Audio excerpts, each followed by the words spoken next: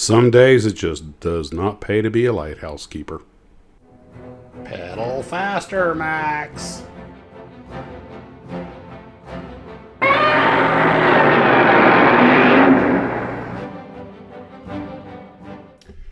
Well, hello, Gloo Troopers, and welcome back to Max's Models. I have had a pretty busy day. So, for starters, I went up to Hurricane Hobbies to get the paints I needed for the P-38, and I bumped into a Gloo Trooper named Jim, who was actually coming down from Alaska going to Disney.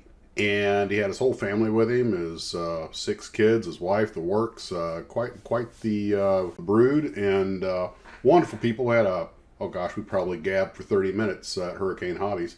And then he helped me select the paints. I knew exactly what I wanted. Ian had everything I needed in rattle cans, so I went and got that. And since this P-38 paint scheme is basically 2 colors, AS6 and AS7, olive drab and light gray, it's not a big deal. So once I got back, oh, by the way, Ian kind of halfway ambushed me. He watched where I said I really needed to get that lighthouse from Atlantis, and he had it on the counter waiting for me.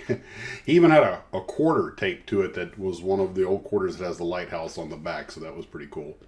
So I couldn't resist. I went ahead and got that, and then of course, anybody can do this with a lighthouse, but this it just begged to go with Godzilla. So it does not take long to build a model, which, by the way, comes complete with a light with a switch and everything to put up in the lighthouse.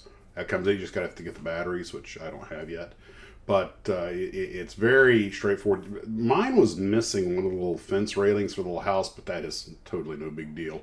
It's a very straightforward kit, and it just goes so good with the big G, and it's perfect. So only problem is down on my shelf, I don't actually have room to put it with the Godzilla, so I'll have to figure something out. But anyway, I have to be careful what I say here. Every time I say I have to get that model, I go over to Hurricane Hobbies, and Ian has one on the counter waiting for me. Clever man. But then I came back, got to work on the P-38, and again, insane detail. Unfortunately, after I'd primed it, sure enough, I found a couple of spots, mainly on those boom supercharger inlets, where the radiators, which back on the booms, found a couple of spots where, dadgummit, I had not gotten a couple of burrs off, and then they left some gaps.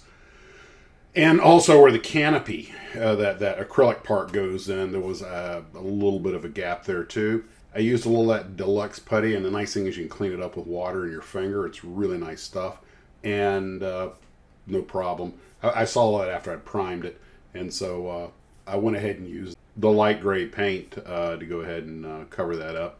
And tomorrow I'll tape it off and get the olive drab on it. And although I did prime it with Tamiya surface primer, it's so close to that light gray which is the AS7 paint, that it didn't, it worked great. The AS7 I was actually able to use to touch up a few spots like a primer.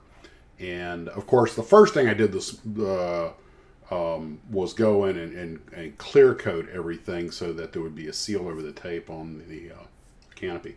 I also was trying to do a little work on that Keeler's Custom, and big knuckles, fragile little model. Let's just say I wound up going backwards on that a little bit, but oh well. That is a cantankerous little build.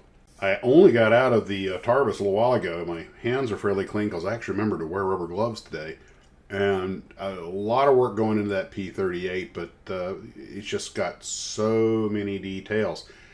The landing gear doors, as I pointed out, there's 2 parts, the outer shell and the inner, and there's also an arm that glues to the front of them. Incredibly detailed. Looks great, and it allowed me to paint each one of them separately and then just glue them together. Didn't worry about taping them off to paint them. And of course, they're all laid aside. I pre-painted one spinner, which is 4 parts, and the other one I went ahead and put in natural color, and I'm going to tape off the prop and spray paint and just see which way method works better. But I don't think it's going to make that much difference. So progress being made. Tomorrow will be I'm going to give it overnight for everything, just completely gas out and harden. Tomorrow I tape off. I'm using those Tamiya lacquers, and tomorrow I tape off and do the green, the olive drab. The next thing will be then to, of course, detail out the superchargers. I painted them in a base metal color, but they usually have sort of a brown look, but I wanted metal underneath it because that browning is a result of all the heat, and at least I believe it is. That's, because they're basically, glorified exhaust pipes. So I'll probably have to mix a color for that. I've got some jet exhaust, but that's a little too the color's not quite right. So anyway, I'll figure that out. I've got a couple of different shades of brown, and I can mix it up. And they give you a painting guide in the instruction sheet, which is really great. But it's taking shape, and started making some progress on the wheels and landing gears. And there's one thing, and I couldn't even find it in photographs of the real airplane. It tells you to put these intake-looking things up in the landing gear, and then it goes, I have no idea what those are. I assume they're some sort of coolers, but I even looked at pictures of the inside of a wheel well of a real P-38 and didn't see these things. And I'm wondering if maybe it's something they put in there to help out because of the Pacific heat and moisture. I don't know. But, that's one thing people don't talk about much, is that every theater of operation creates certain difficulties for any military force. So the Russians had and the Germans had a lot of trouble in the Russian winter with the diesel engines freezing up and everything, the kind of stuff you would expect. But you forget that down in the tropics, they have their own problems. You're going up 20, 30,000 feet where it gets extremely cold, but extremely humid. Then you bring the airplanes back down to low altitude, land, they sit in this moist, humid, warm environment. Moisture leaks into everything, causes guns to rust. I believe it was Chuck Yeager. I was listening to one of his old speeches. He was talking about how the missiles, in Vietnam, the Sidewinders and Sparrow missiles were having a lot of malfunctions. And he said that it turned out that when they tested them, they would take them out to altitude, shoot them, everything worked. But when they went to combat, where they were going many flights without being used and getting a lot of cycles, super cold, then warm and moist, moisture and everything was creeping in the electronics, causing a lot of problems.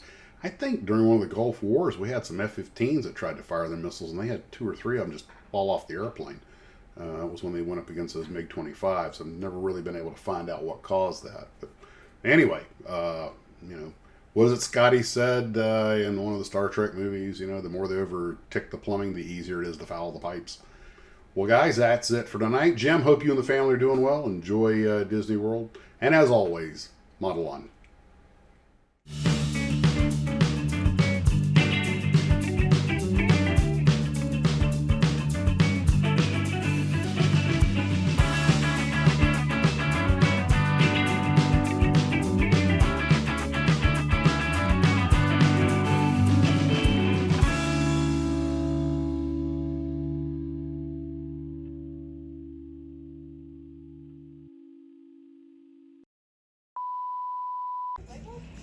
Got it. Oh, I pushed video. Oh, yeah. I pushed video. It confuses all the kids. I pushed video. Oh, no problem. But anyway, so that's where we're at right now. I actually made myself a little notes here. Did I cover everything? I met Jim from Alaska. Lighthouse kit goes with Godzilla. P-38, gray, pre-painted, deluxe putty. The Keeler's custom. Okay. Tomorrow painting. Yep. What do you know? I wrote it down. Didn't have to read it, but I managed to remember everything.